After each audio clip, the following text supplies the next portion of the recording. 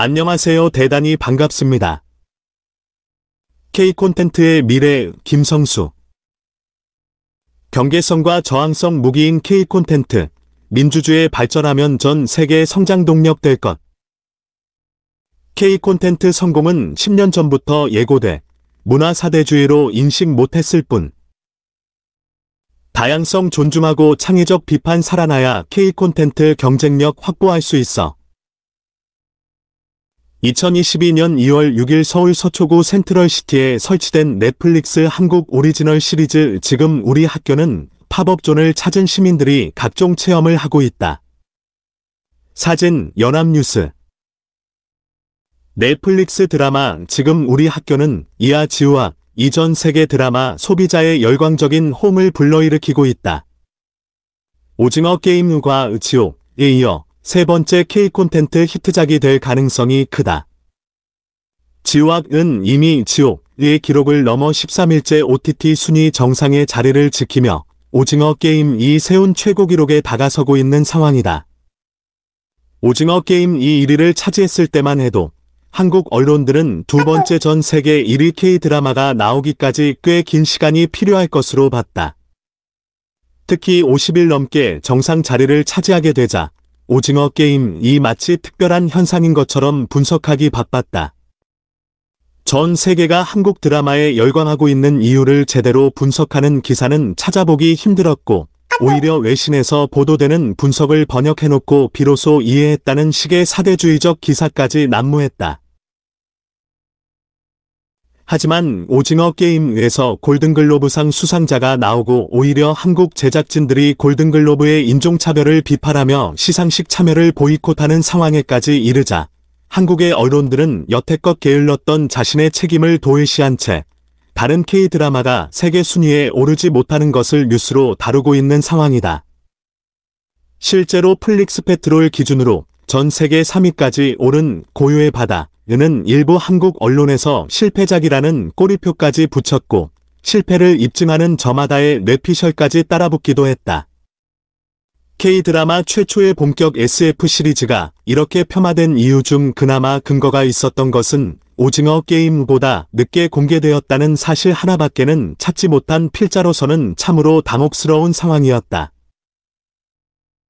결론부터 말하자면 K드라마를 비롯한 K콘텐츠의 수월성은 전 세계 그 어떤 시장에서도 인정받고 있으며 가성비와 완성도에서 경쟁할 수 있는 나라가 없는 수준이다. 이미 이런 성공은 10여 년 전부터 예고돼 있었고 몇 가지 장벽만 넘어서면 전 세계 콘텐츠를 지배할 것이 분명하다는 예언도 많았다. 하지만 문화사대주의에 찌들어 있는 한국 언론들과 학계에서만 그 사실을 몰랐거나 어쩌면 인정하지 않았을 뿐이었다. 그것은 실제로는 그들이 가장 큰 장벽이었기 때문일 것이다. 이와 달리 외신들은 K콘텐츠의 경쟁력을 비교적 정확히 분석하고 있다. 뉴욕타임스 NYT는 지난해 11월 3일 BTS에서 오징어 게임까지 한국은 어떻게 문화 강국이 되었나? From BTS to Squid Game How South Korea Became a Cultural Juggernaut라는 제목의 기사를 통해 한국 콘텐츠의 장점을 다양하게 짚어냈다. 이 기사가 의미 있었던 것은 외신들 중 거의 최초로 K콘텐츠의 특성이자 장점 중에서 경계성과 저항성에 주목했기 때문이다. 뉴욕타임스는 우선 한국 작가들과 학자들의 말을 인용하면서 K콘텐츠가 할리우드 시스템과 그 특유의 스타일을 동경하면서도 자기만의 색채를 더하는 실험에 성공했다고 기술한다. 이는 한국이 고유의 정체성을 잃지 않으면서 서구의 스타일과 시스템을 도입해 자기만의 스토리텔링을 완성했다는 의미다. BTS 버터, 정체성 잃지 않고 서구 스타일 도입한 성공 사례. 방탄소년단 BTS 버터가 2021년 8월 23일 현지 시간 공개된 빌보드 핫 100분 차트에서 8위를 기록하며 13주째 10위권을 지켰다. 사진 연합뉴스. BTS의 노래 버터는 이 경계성에 대한 찬양이고 K콘텐츠의 정체성을 상징적으로 설명해주는 텍스트다. 즉 버터는 경계성과 이질성의 문화 상징이다. 유목민이 만들었지만 농경민을 구원한 음식 버터는 우유에서 왔지만 우유가 아니고 분명 고체지만 일정한 온도가 넘으면 액체가 되며 흔히 노란색이지만 반죽에 들어가면 색이 사라진다. BTS는 미국 팝 시장에서 자신들이 하얀 빵 위에 놓인 버터처럼 이질적이란 사실을 잘 알고 있다. 하지만 빵이 일정한 온도 를 품고 있다면 버터는 미끄러지듯 빵의 표면 위로 녹아 스며들어 빵과 하나가 된다. 버터를 품은 빵은 더는 예전의 빵이 아니다. 곡물에서 온 탄수화물과 동물성 지방이 어우러진 균형 잡힌 음식이 되고 이는 노래 버터의 가사 그대로 건강한 몸과 정신, 나이트 바디 앤드 라이트 마인드를 만든다. BTS는 버터가 자신들처럼 어디에도 속하지 않았지만 어디에든 속할 수 있는 경계에 있어 더욱 매력적이라는 사실을 잘 알고 있었기에 당당하게 노래한다. Breaking into your heart like that, 널 사로잡을 거야. 이렇게. 뉴욕타임스의 기사가 돋보이는 것은 이런 K 콘텐츠의 매력이 어떻게 발굴됐는지도 탐구했다는 것이다. 기자는 해당 기사에서 검열관이란 단어와 국영방송의 통제라는 표현을 사용하면서 한국이에서 부인하려고 했던 진실을 드러낸다. K 콘텐츠는 꽤 오랜 시간 권위주의 정권의 검열관들과 싸워 승리했지만 그 후에는 방송사와 유력 언론들의 독점과 맞서 싸워야 했다. 사실 K 콘텐츠의 저항성이라는 특성은 뉴욕타임스의 분석대로 표현의 자유를 획득하기 위한 창작자들의 긴 투쟁을 통해 획득한 것이었다. 지정학적 특수성이 빚어낸 분단과 이를 악용해서 탄생한 권위주의 정권은 시민들의 자유로운 의사 표현을 통제해왔다. 특히 유신 말기와 5공화국 시대의 3S 정책, 스크린, 스포어트, 섹스에 의한 우민 정책은 시대정신과 콘텐츠를 완전히 분리하려는 시도였는데 시대정신을 담지 못한 콘텐츠는 특히 글로벌 시장에서 경쟁력이 빈약할 수밖에 없다. 이 시기의 창작자들은 비합법 공간에서 새로운 유통체계를 만들거나 상징과 기호를 통해 검열을 극복하는 방법을 시도해야만 했다. 이 시기 글로벌 시장에서 주목받던 콘텐츠들은 시바지처럼 예술영화의 탈을 쓰고 봉건사회에서 유린당하는 인권을 소재로 삼았는데 이는 한국 사회에 대한 중첩된 은유였다. 검열 시대 끝나면서 색다른 발상 가미한 K 콘텐츠 빅뱅. 정태춘 오른쪽 박은옥 씨가 2019년 3월 7일 서울 신당동 충무아트센터에서 열린 데뷔 40주년 기자회견에 앞서 포즈를 취하고 있다. 정 씨는 1990년 앨범 대한민국을 한국공연윤리위원회의 사전 심의를 받지 않고 제작을 발표했다. 이후 정 씨는 사전심의 제도의 위헌법률 심판 제청을 했고 1996년 헌법재판소는 위헌이라고 결정했다. 1987년 유1령 항쟁 이후 헌법이 바뀌면서 정치적, 형식적 민주주의는 도입됐지만 법 제도 및 사회 시스템 전반에 남아있는 반민주적 잔재들은 창작자들의 헌신적 노력과 투쟁으로 극복해야만 했다. 정태춘, 박은옥은 1990년 대한민국 이래 6년 넘게 불법 음반을 발매하며 싸웠고 유1령 항쟁 이후 대거 대중문화판으로 들어가 각 영역에서 활동하고 있던 젊은 창작가들이 각자의 영역에서 이 싸움에 합류했다. 이 저항은 당시 지역 민영방송과 케이블 채널, PC통신 등으로 콘텐츠 관련 유통시장을 확대해가는 상황과 맞물려 있어서 시간이 흐를수록 창작자들에게 유리한 상황으로 전개됐다.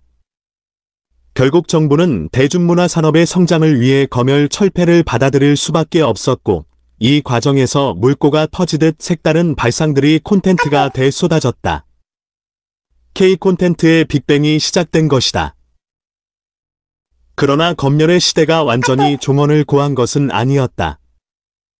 특히 2000년대 말부터 권위주의 정부의 공영언론 장악 시도가 진행되면서 유통 독점 구조를 활용한 변형된 사전 검열이 시도되기 시작했다. 당시만 해도 드라마는 지상파 방송국이 아니면 아예 제작조차 힘든 상황이었으며 음악과 콘텐츠 역시 지상파 음악방송과 라디오 프로그램을 통해 소개되지 않으면 시장에서 성공하기 힘들었다. 게다가 지상파 방송국은 영향력이 가장 강력한 언론사이기도 했기에 콘텐츠 관련 정보의 제작, 유통까지 사실상 독점하고 있었다. 콘텐츠의 수월성이 아닌 흔히 블랙리스트, 화이트리스트라 불리는 정권 지지 여부를 담은 불법 지침을 기준으로 창작자들이 시장이 아닌 밀실에서 취사 선택되기도 했다. 황동혁 감독은 이 은밀한 검열구조 덕에 11년이나 오징어 게임의 기획안을 거부당해야 했다. 이 구조를 깨뜨린 것이 바로 유튜브와 OTT 그리고 SNS였다. 지상파 음악 예능 방송을 장악한 기획사들 틈바구니에서 고사할 위기에 있던 BTS는 유튜브와 SNS를 통해 소비자와 직접 소통하면서 글로벌 팬덤을 형성했고 설국열차로 할리우드에서 가장 기대되는 감독이 되었음에도 한국에서는 영화를 찍기 힘들었던 봉준호 감독은 넷플릭스의 도움을 받아 영화 옥자를 찍어 스트리밍 서비스 형태로 개봉했다. 그리고 마침내 황동혁 감독은 11년 만에 오징어 게임의 투자자를 만나 K콘텐츠의 골든글로브 수상 기록을 세웠다. 한국 언론들은 넷플릭스가 제작비 전액에 더해 확정 수익을 20%나 먼저 주는데도 엄청난 초과 수익이 발생했을 경우 계약대로 창작자에게 배분하지 않는다고 비판한다. 하지만 제작비의 70% 평균 밖에 주지 않는 갑질 계약을 강요하는 한국 방송사들의 억지는 지적하지 않는다. 그들이 지급하지 않는 30%의 제작비를 충당하기 위해 PPL이 과다해지고 무리하게 촬영을 감행하고 심지어 가장 약자인 단역 배우나 일용직 기술 인력의 인건비가 상습 체납되고 있는 현실조차도 제대로 보도하지 않는다.